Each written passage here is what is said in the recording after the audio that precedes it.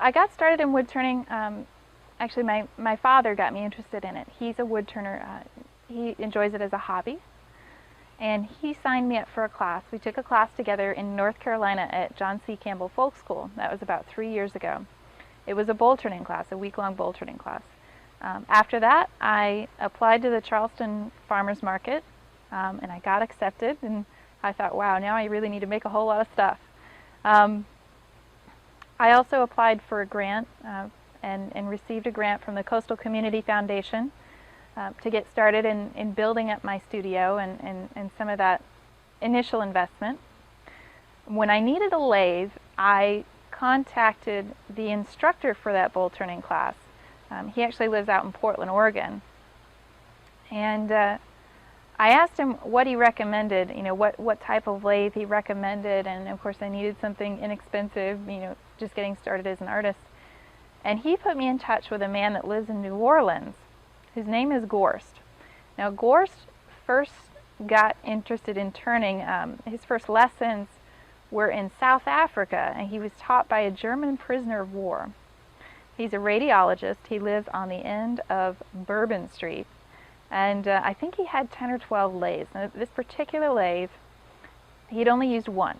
He got it to turn a 35-inch bowl or some ridiculously huge thing, and he didn't use it anymore. It sat underneath his house.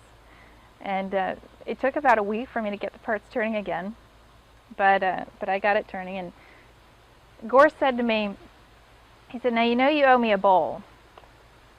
And when you get home, or when you get good, then you owe me another one. That was the deal.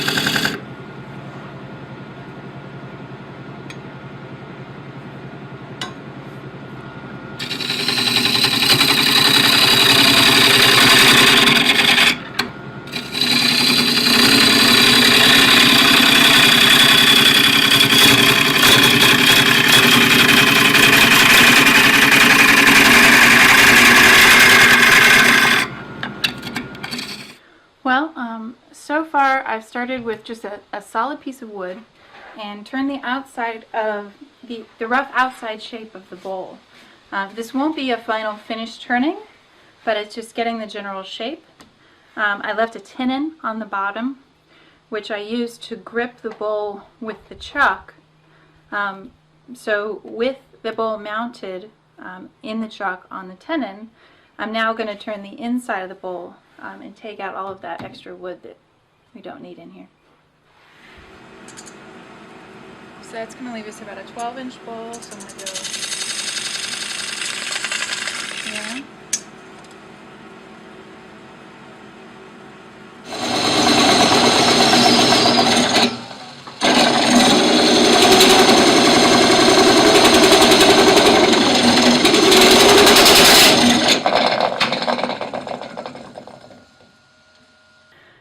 With rough turning, you want to leave it thick, and once I'm finished rough turning a bowl, I coat it in wax to slow the drying process.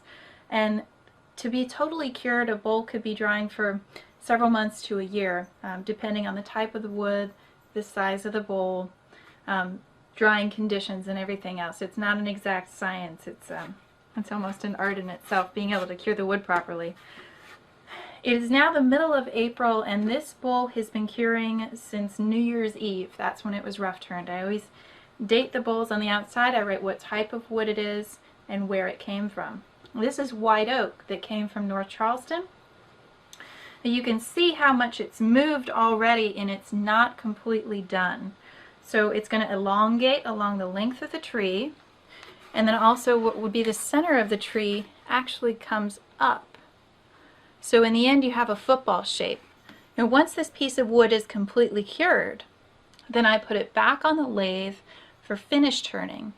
I turn the whole thing again, and that's when it gets sanded and it becomes nice and soft and beautiful and pretty and ready to go on your table.